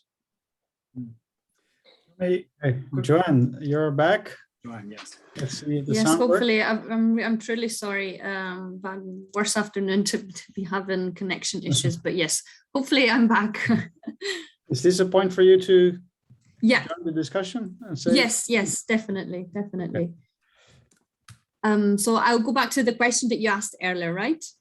Yeah. If you want to. Yeah, perfect. Yeah, so I was just saying that thank you very much to Jeroen, because you spoke to different parts of what I had initially presented, and I think you provide a very clear picture of what has happened in the EU and what's happening, which shows definitely this approach of having a very clear kind of goal in mind, and different member states have started to have their own laws, and now there's the attempt at European level to create a level playing field. The proposal for sustainable corporate governance in the specific, addressing directors' duties and human rights and environmental due diligence, it has been also, however, delayed on a number of a few times. So we'll see if it is presented in October. But I think that also shows that there is space also to influence the process, and that there are discussions ongoing on how to best address and meet the objectives in a practical way. So making sure that we have the goal in mind, but we're trying to assess the best options to make sure that, for example, integrating sustainability at board level is done in a way that actually reaches the desired outcome in that context. But yeah. Okay, Tully, you're next. Thanks. So the question I had really was about how some of the prospects for stricter regulatory oversight, board reform, and so on that have been discussed vary according to sort of two properties or qualities that a multinational would have. One would be, and I think this is kind of an obvious one, but just to see what people think about it. One is just sector, and the other is the scope of corporate operations. So how many different jurisdictions a corporate entity is operative in as a measure of scope or something like that. And I'm just kind of wondering what the speakers have to say about that. That's clear enough. Really great question. And Tully, a thing I've been focused on is, for example, in the US, non-US domiciled companies can employ a much larger percentage of American workers than used to be the case. That's true in the EU in terms of other companies. It was interesting, the whole Kraft Cadbury thing. People forget Kraft actually had more employees in the UK than Cadbury. And so I think if you're going to have disclosure standards, and they're supposed to matter in this double materiality sense, right? Which is how are people within our economy, workers, being treated in the environment? You really can't even have outliers with the non, domestic companies. And so, I've been thinking about some sort of form ESG in the US, where if you're talking about things that are material to other stakeholders, there's a certain US size threshold or impact threshold. And that if you're not a public company, you wouldn't have to file everything you have to do as a public company, but you would have to file a form ESG. And if you are something like, I'm trying to remember the big German company who's in the US, has a huge presence. A lot, I think, right? Yeah, I mean, there's several of them, but they have, that they would have to file the form ESG. in terms of their American operations. Because here's a dirty little secret about, you know, the co-determination nations. And if I could wake up in one of them and we'd have that system, I'd like it. They don't really treat the workers in other nations the same. And they often locate in places in other nations where labor rights are the weakest. And so I think your point, again, are we creating a framework for the globe? Are we covering all elements of economic power? I think that's a very incisive question. And all of our nations now have, you know, large non-domestic companies that really affect our societies and our communities. And many of them are great employers. But if that's so, and many of them are great community leaders, but if that's so, then they have nothing to fear from these disclosures.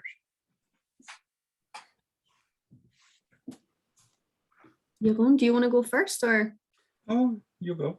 Yeah, I hope I'm really sorry. I hope I got the question right, but I think you repeated. No, so are we creating a framework for the globe? What's the scope of these different initiatives? That's the question, right? To make sure that I got it. Well, no, I think, well, yeah, Sorry. or actually, what is your understanding of the efficacy of these measures given two variables? One is sector, the other is the scope of operations worldwide. Yeah. So I hope that's. Yeah.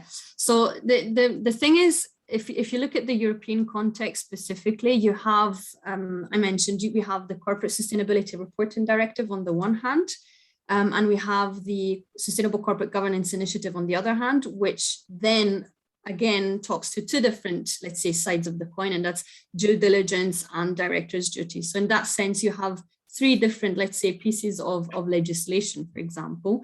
And when you talk, for example, of due diligence, companies should be, assessing risks throughout their entire value chain. So at that point, the obligation should be towards the entirety of the value chain.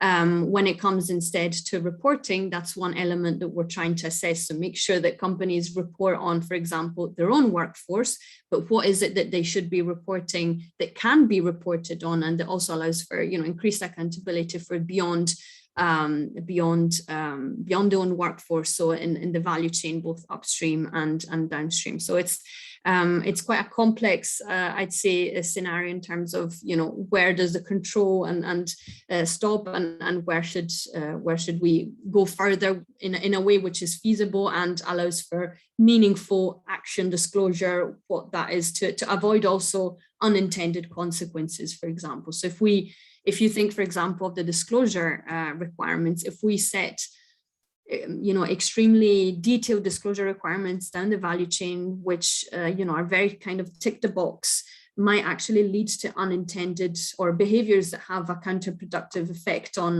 the human rights of the people, local communities, etc. So there's this element to be taken into account. So how can we do it in a way that is feasible and doesn't lead to unintended consequences? And that, for example, as Jeroen mentioned earlier, so Philip Gregor, who's the head of the Responsible Companies section in Frank Bold, where I work, and myself, we are part of the secretariat that is supporting the project task force that has been mandated at the moment by the European Commission to start developing the mandatory standards that companies would need to be reporting on. And we have kind of these quality criteria that were defined by a previous project task force on how can we develop standards that are ambitious, but that also meet, let's say, relevance and don't lead to unintended consequences. So that's one of the key points that we want to make sure that we address in a good manner, let's say, to make sure that we do have as much as, positive contributions and minimization of negative impacts as much as possible, and finding the right balance. Also bearing in mind this difference between, for example, the due diligence part of the legislation, which, where companies simply have to assess overall, as opposed to the disclosure requirements, which requires perhaps a little bit more nuance in that sense. Okay, let's move to Barbara. Okay, thanks. Can you hear me? Because I had some problems with my headphones before, but you can hear me. Okay. I wonder whether there are any kind of discussions and serious policy proposals to really fundamentally rethink and restructure corporate governance. And yeah, so to say, redistribute the decision-making power, because it seems that in a lot of the proposals that you mentioned, it's about kind of corporate transparency and directors' duties towards different stakeholders.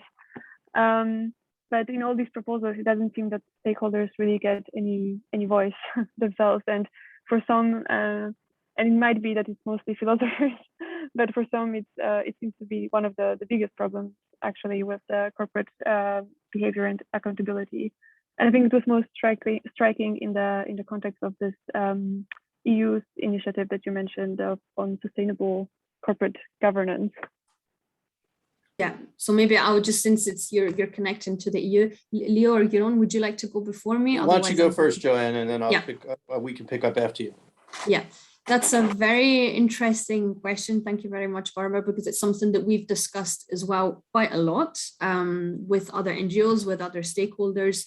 It was one of the questions that the Commission included also in its impact assessment, where it was trying to assess the different policy options for this Sustainable Corporate Governance Initiative. So the thing is, as I mentioned, there's these two sides of the coin. You have the director's duties, and then you have the human rights and environmental due diligence. So as part of the human rights and environmental due diligence, a critical step of that process is the engagement with affected stakeholders. So that's when you would actually have, the direct engagement with affected stakeholders, and they would basically feed into the process, be consulted, inform the company of the impacts, the potential impacts, and so on and so forth. And that's, let's say, where the stakeholder engagement is envisaged, at least as part of these, these European developments. The reason for that is that, for example, in the impact assessment I mentioned, there was discussions as to whether to mandate, for example, the engagement of stakeholders, at the level of the board. But if you think, for example, what would that mean? Would that mean talking to all the NGOs that represent specific interests? There's so many NGOs in Brussels that, or in Europe, for example, there's simply not sufficient resources to allow, for example, for all boards to be having discussions with these people. It's, a full-time job, let's say. So the key link there is, and that we've included that in the recommendations as well, is that the board needs to have oversight over the quality of the due diligence process. As part of that process, you engage the stakeholders. If that's done properly, then the due diligence process and the results of that risk assessment are properly informed by the stakeholders that are affected.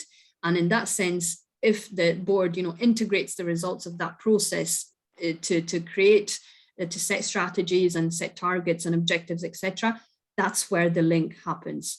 Now, we are, of course, it's different when it comes to workers, and that's a different case. But in terms of other types of stakeholders, local communities, value chain workers, etc., that's how the link would happen. Whereas for worker representatives, that's a different story. And for that, board level representation can and should be done and is a lot more achievable. But there's also this element, and which is why also these two directors' duties and due diligence initiatives or side of the coin of the same initiative are so tightly interlinked, because there's these nuances.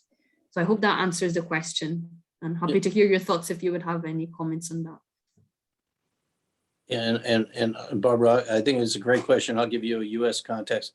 I have advocated, and I don't know if I gave you the paper I did for the Roosevelt Institute, but I think the US, we need to align across a few dimensions.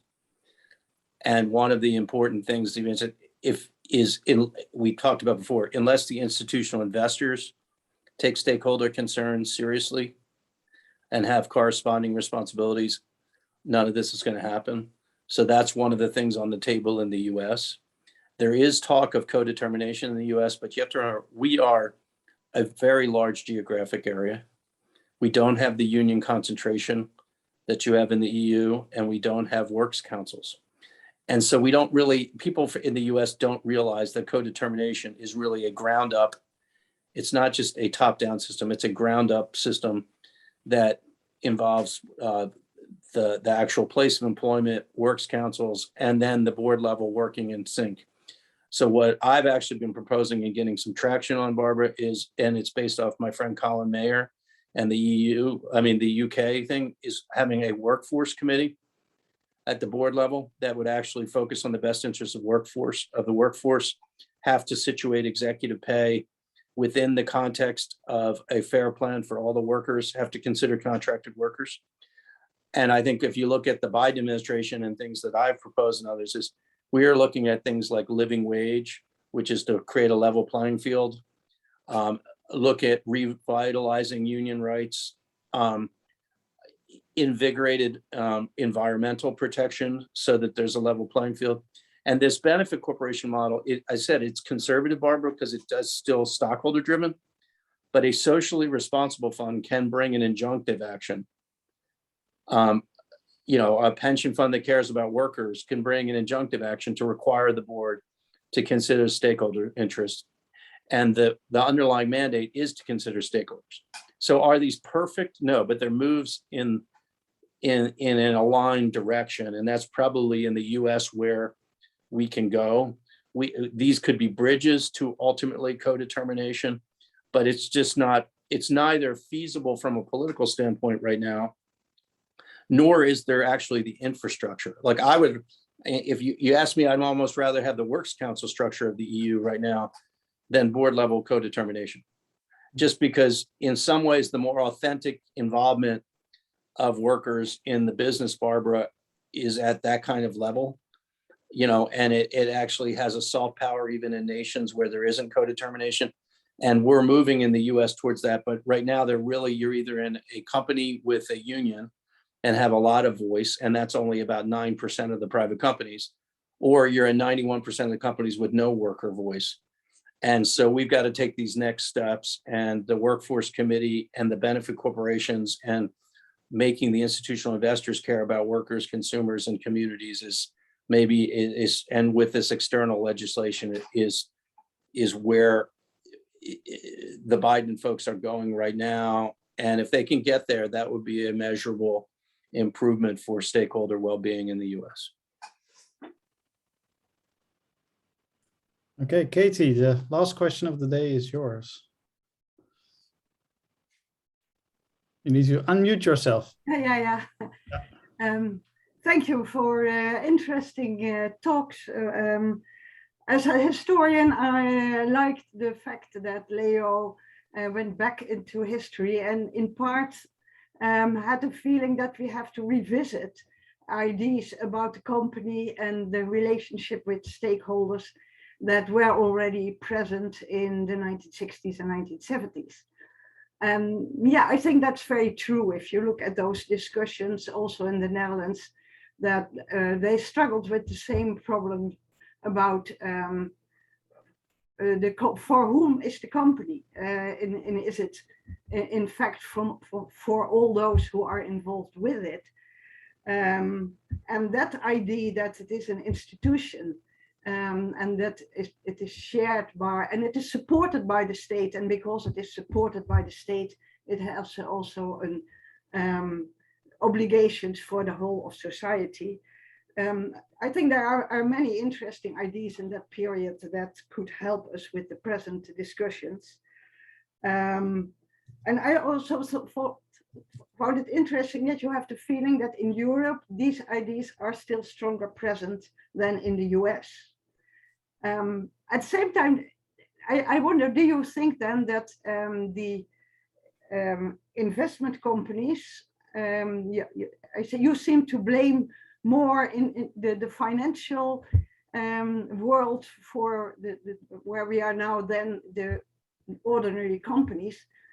See you the same problem in Europe, or do you think that Europe has that problem to a less extent than the US?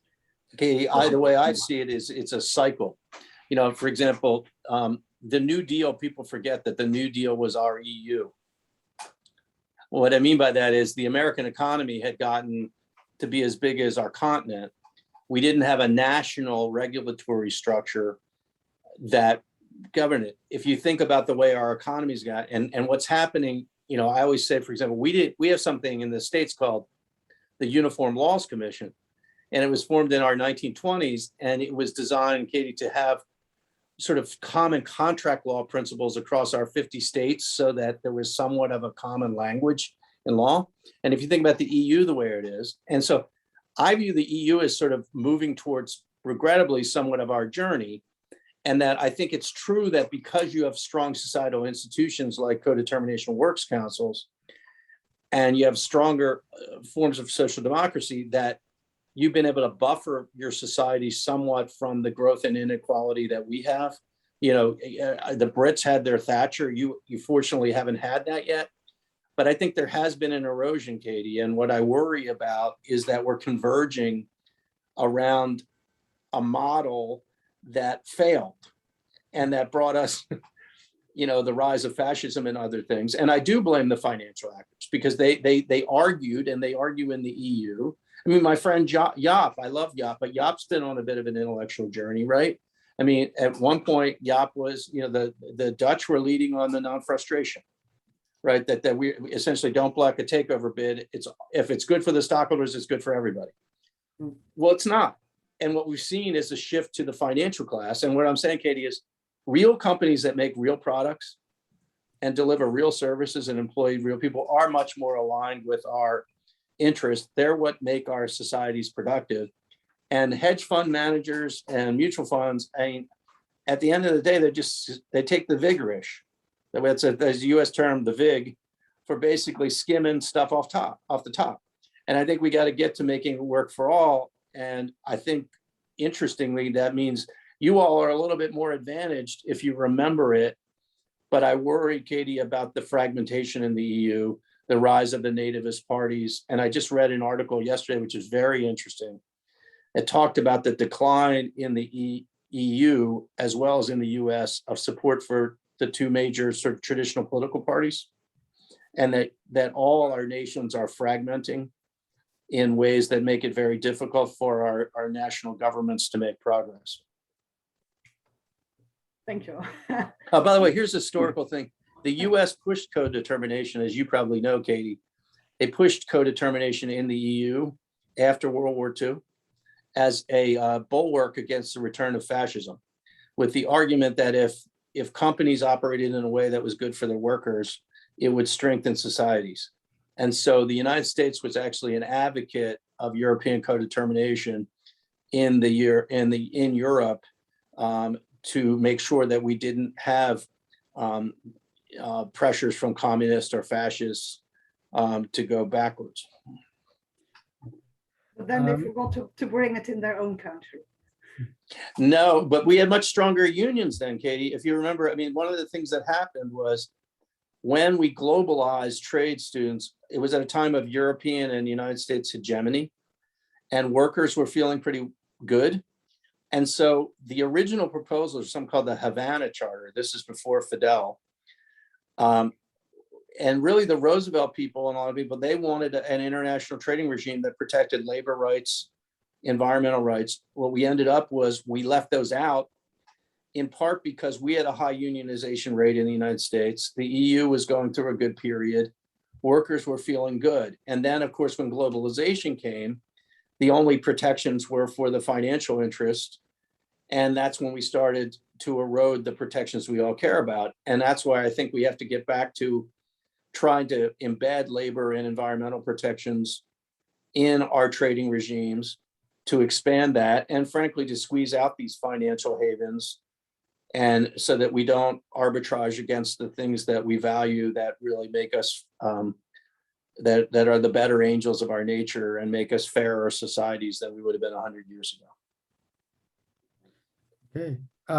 Joanne and or Jeroen, do you want to have some last words in addition to these wishes for our future societies that Leo has given us? If I may, I'm really happy that I learned the term neoliberalism today. So, yeah, I'll take that away from today. Thanks. Joanne? Yeah, and I just want to say thank you very much to everyone. Once again, apologies for my connection issues. That was very unfortunate, but everything, you know, the last discussions we had were extremely interesting, and all the presentations were very interesting, and I learned a lot as well. So thank you very much. Okay, well then, I'm thanking you, the three speakers, for joining us today and giving such tremendously helpful overviews of the movements that are going on both in the US and in the EU context. Looking forward to see you and to cooperate with you on other occasions. Also, thanks to all those who joined, and thanks for your questions and the discussion. Am I allowed now to have a blow to the head, a shot of Unilever and a chaser, and consider it evening now? I can start the. That's the advantage of these kinds. Isn't that what it's called? A blow to the head, cops do, right? Which is a shot of Unilever and a beer. Yeah. All of this is still recorded and will be eternally online. You know that. Leo. So maybe Leo, you know that we usually have bitter balls around this time, eh? No, I know. Yeah. I mean, there's nothing like. I mean, you know, with bitterballing, you definitely got to have a blow to the head. And Philip, stop the recording, Philip. Why don't you just have a boiler